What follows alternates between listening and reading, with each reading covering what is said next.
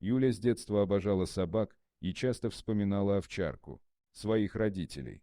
Съехав от родителей, девушка сняла квартиру в спокойном районе с хорошими соседями и устроилась на работу бухгалтером. Через некоторое время Юлия решила взять из приюта собаку, о которой она давно мечтала.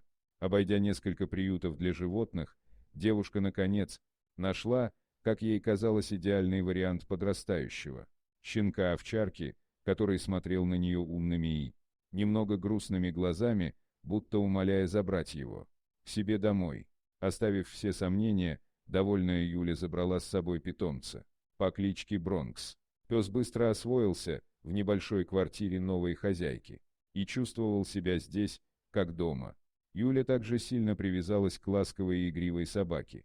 И все же девушка сильно удивилась, когда однажды утром обнаружила Бронкса спящим рядом с ней в кровати. Конечно, Юля согнала питомца со своего спального места, вот только следующие несколько дней повторялось то же самое. Проснувшись утром, девушка обнаружила, что пес спал рядом с ней. Как бы девушка ни старалась объяснить животному, что его место на пушистом коврике у порога, ситуация не менялась. А ударить питомца, чтобы отучить его от столь дурной привычки, у хозяйки не хватало духа. Юля сильно привязалась к своему новому мохнатому другу и в итоге смирилась с его странной, но такой милой привычкой. Все шло хорошо, а новые заботы, которые появились у девушки по уходу за лохматым питомцем, были ей только в радость. Вот только через пару недель Юля начала замечать, что она стала просыпаться совершенно обессиленной и никак не могла сползти с кровати, хотя всю свою жизнь девушка легко вставала даже без будильника.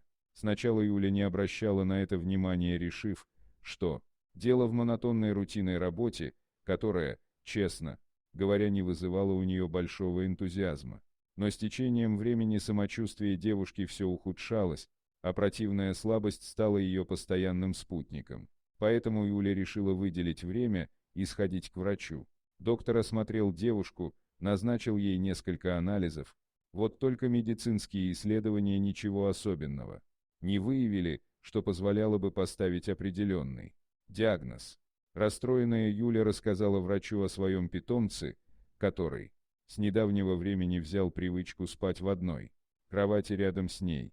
Тогда доктор, недолго думая, пришел к выводу, что у девушки аллергия на собачью шерсть, и назначил ей несколько препаратов для подавления аллергических реакций, а также посоветовал свести до минимума контакты с животным. По возвращению домой, обеспокоенная Юля последовала совету специалиста, начала пить таблетки и постаралась настойчиво объяснить Бронксу, что его место на коврике у двери. Через пару дней девушка почувствовала небольшое облегчение, а собака послушно спала в коридоре. Поэтому довольная Юля решила, что врач оказался прав. Осталось лишь довести курс препарата до конца, и можно вновь радоваться жизни. Через какое-то время Юля выпила все купленные лекарства. Но упрямый Бронкс все-таки иногда забирался ночью на кровать. Кроме того, сама Юля не только окончательно не выздоровела, слабость, вялость и апатия вернулись к ней с новой силой и превратили жизнь бедняжки в настоящий кошмар. Расстроенная девушка не знала, что ей теперь делать, к кому обращаться за помощью. Бронкс был таким же активным и жизнерадостным, как и в тот момент, когда она забрала животное из питомника и приютила у себя дома, поэтому Юля пришла к выводу, что дело не в нем. Вот только жизнь Юли, несмотря даже на довольного питомца у ее ног, стала по-настоящему невыносимой. Девушке даже пришлось взять на работе отпуск за свой счет, так как мысли постоянно путались в ее голове, и она никак не могла сосредоточиться на своих обязанностях. Когда Юля уже совершенно отчаялась и с ужасом думала, что у нее может быть смертельная болезнь, к ней в гости зашел приятель, который работал ветеринаром. Увидев печальное состояние хозяйки, узнав, что все это началось после приобретения Бронкса, знакомый настойчиво посоветовал Юле привести собаку в его ветеринарную клинику, чтобы подтвердить или опровергнуть возникшие у него подозрения. Ситуация девушки была безвыходной, поэтому ей пришлось последовать совету ветеринара. Однако при внешнем осмотре Бронкса ничего не удалось обнаружить, поэтому у пса взяли несколько редких и довольно дорогих анализов, результатов которых пришлось ждать целую неделю. Эта неделя показалась ослабшей до невозможности Юли настоящим адом, а когда наконец раздался звонок от знакомого ветеринара, она сразу же взяла трубку. Мужчина взволнованным голосом сообщил Юле, что она подхватила от Бронкса очень редкую, чрезвычайно опасную болезнь, которую невозможно выявить, не проведя специальных исследований. Страшное заболевание редко передается от собак людям, а в случае с Юлей это случилось из-за постоянного близкого контакта с питомцем.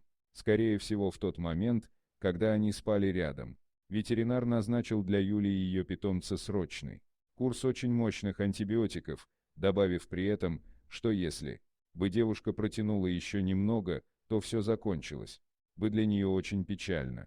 При этом у самого Бронкса болезнь никак не проявлялась, он был лишь ее переносчиком. Юля сразу начала принимать лекарства, так же, как и ее питомец. Закончив курс, девушка почувствовала значительное облегчение, а результаты повторных анализов показали, что болезни больше не было. В тот день Юлия наконец вздохнула с облегчением, крепко обняв своего питомца, который ненароком чуть не погубил ее, а еще она позволила любимому питомцу засыпать рядышком с ней на ее большой мягкой кровати. Дорогие друзья, если вам понравилось видео, поставьте лайк, а также подписывайтесь на канал, где найдете еще много интересного.